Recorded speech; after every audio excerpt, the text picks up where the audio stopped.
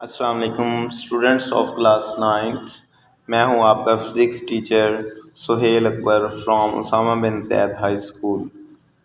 Students, आज का हमारा टॉपिक है interconversion of energy. Interconversion of energy में हम रीड आउट करेंगे कि एनर्जी जो है एक शक्ल से दूसरी शक्ल में तब्दील होती है। इंटर कन्वर्जन का मतलब होता है कि एक शक्ल से दूसरी शक्ल में तब्दील होना। जैसे आप लोग ने छोटी क्लासेस में भी ये रीड किया है कि एनर्जी जो है ये ना तो पैदा होती है ना ही डिस्ट्रॉय होती है, बल्कि एक शक्ल से दूसरी शक्ल जो है बदलती रहती है, या यूँ कह लें कि अपनी अशकाल जो है वो चेंज करती रहती है। इस बारे में स्टूडेंट्स आज हमने रीड करना है। तो एनर्जी जो है, फॉर एग्ज़ाम्पल आप जो सर्दी का मौसम है, आप वार्म अप होना चाहते हैं, आप क्या करते हैं?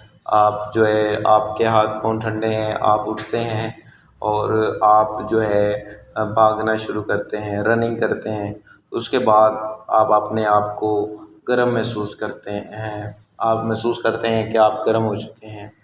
ये क्या हुआ था? ये कहाँ से एनर्जी आई जिसने आपको हीट अप कर दिया?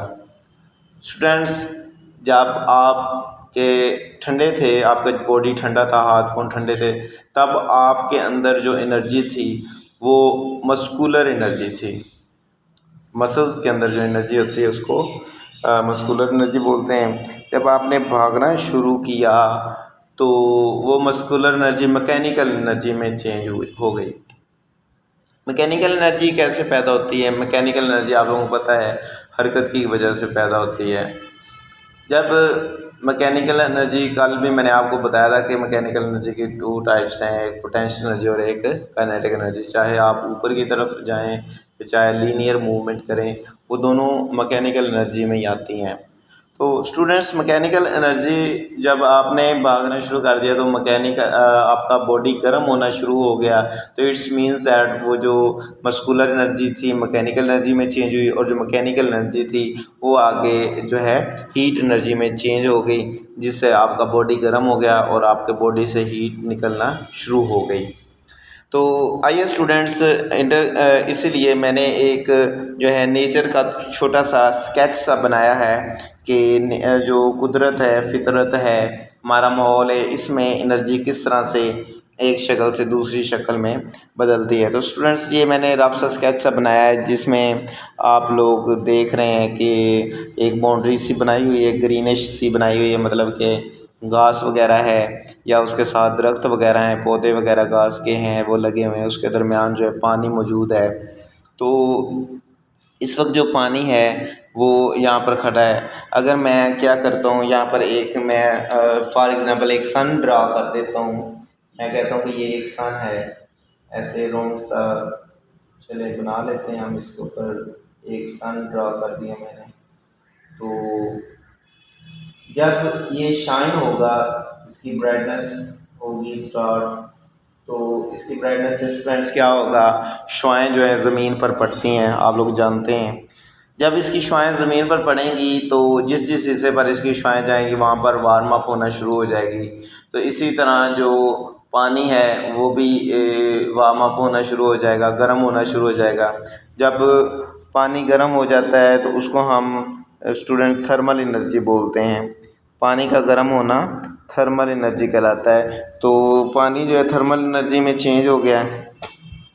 जब पानी थर्मल एनर्जी में चेंज हो गया तो उसके बाद क्या हुआ, पानी जो है एवेपोरेट्स होना स्टार्ट हो गया। एवेपोरेशन क्या होती है कि escaping of molecule, speaking up of a molecule, water molecule या कोई भी लिक्विड है from any place is called evaporation. मतलब कि किसी जगह से पानी का बुखारात की शक्ल में उड़ जाना, वेपर्स की फॉर्म में उड़ जाना, वहाँ से और किसी जगह मुंतकिल हो जाना। जैसे ज़मीन पर पानी है, खड़ा है या बह रहा है, तो वहाँ से पानी जो है वो ऊपर हवा की तरफ जो है एवेपोरेशन के अमल से गुज़रता है, इनके एवेपोरेट्स बनकर उड़ जाता है। क्यों, किस वजह से? क्योंकि जो पानी था उसको सूरज की तपश से हीट मिली, जिससे वो थर्मल एनर्जी में चेंज हो गया। जब थर्मल एनर्जी बढ़ी तो उसने बुखारात बनाए, जब बुखारात बने तो उसको काइनेटिक एनर्जी मिली। ज़मीन से जो वेपर्स को ऊपर की तरफ लेकर जा रही वो काइनेटिक एनर्जी थी। तो उसने जब वेपर्स को ऊपर लेकर गए तो जब वो बादलों के करीब पहुँचे, कंडेंस हुए बादलों में, पानी के बुखारात जो है वो वाटर वेपर्स बन गए। और फिर जो है मैंने आप लोगों को बताया था कि पोजीशन की वजह से किसी बॉडी में जो एनर्जी पैदा होती है वो पोटेंशियल एनर्जी होती है। तो जब यही वेपर्स जो हैं, वाटर वेपर्स हवा में जाते हैं या बादलों के करीब जाते हैं तो वो पोटेंशियल एनर्जी बन चुकी होती है, उसके अंदर पोटेंशियल एनर्जी स्टोर हो जाती है, क्योंकि वो एक पोजीशन के ऊपर पहुंच गए हैं। तो स्टूडेंट्स, जब वो पोजीशन पर पहुंचे हैं उसमें पोटेंशियल एनर्जी आ गई है। ये क्लाउड्स पहले मैंने दिखाए हुए हैं कि ये लाइट क्लाउड्स हैं, मतलब वाइट बादल होते हैं। अक्सर जब बारिश आने वाली हो ना तो आप आसमान के ऊपर देखते हैं तो पहले वाइट बादल होते हैं। तो वाइट बादल जब इकट्ठे होते हैं, कंडेंस होते हैं, एक दूसरे के साथ मिलते हैं, तो मिलने के बाद वो ब्लैक बन जाते हैं। ब्लैक का मतलब है कि पानी के जो बुखारात गर्म थे वो ठंडे हो गए और एक दूसरे के साथ जुड़ गए। जब जुड़ गए तो वो पानी बहुत ज़्यादा पानी हो जाता है और फिर वो पानी जो है रेन की शक्ल में दोबारा ज़मीन पर आ जाता है और काइनेटिक एनर्जी के साथ बहते हुए एक तरफ को चला जाता है, जिस तरफ को मतलब कि लो एरिया हो, हायर एरिया से लो एरिया की तरफ पानी जो है बहना शुरू हो जाता है। तो इस तरह से दोबारा रेन जो है काइनेटिक एनर्जी में बदल गई। तो ये देखना एक साइकिल सा बन गया इस तरह से, मतलब कि पानी जो है थर्मल एनर्जी की मदद से ऊपर की तरफ वेपर्स बन के उड़ गया, आगे काइनेटिक एनर्जी में चेंज हो गया क्योंकि उसमें मोशन आ गई थी।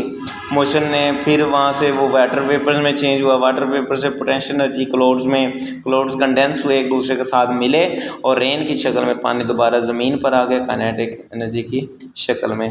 तो इस तरह से ये इंटरकन्वर्जन ऑफ एनर्जी का एक स्केच मैंने आपको बना दिया है, जिससे मतलब कि हम कह सकते हैं कि एनर्जी एक शक्ल से दूसरी शक्ल में चेंज होती है लेकिन कभी भी ख़त्म नहीं होती। अच्छा, तो इसी कन्वर्जन के दौरान क्या होता है, कन्वर्जन ऑफ एनर्जी के दौरान एक शक्ल से दूसरी जगह शक्ल में बदलने के दौरान क्या होता है, जो मजमूई तौर पर एनर्जी है, the total energy at any time remains constant. जो एनर्जी जो है वो कांस्टेंट रहती है। कांस्टेंट का मतलब है उसके अंदर कोई चेंजिंग नहीं आती, उसके अंदर कोई वेरिएशन नहीं आती, बस अपनी शक्ल चेंज करती है। तो ये था आज का हमारा टॉपिक और इसमें अहम बात जो मैं बताने जा रहा हूँ वो ये है कि अगर आप लोगों को मतलब बुक वाला क्वेश्चन याद नहीं होता तो जिस वे से मैंने आपको बताया है इस तरह से अगर आप लोग याद कर लें तो आपको आधे से ज़्यादा क्वेश्चन तो ऐसे मेरी बातों से भी याद हो सकता है। अगर मेरा आप लेक्चर तवज्जो से सुनेंगे तो इंशाल्लाह ताला ये आपको ये बहुत फ़ायदा होगा। आप इसको भी अटैम्प्ट कर दें तो इंशाल्लाह आपको मार्क्स मिल सकते हैं। Thank you so much. अल्लाह हाफिज़।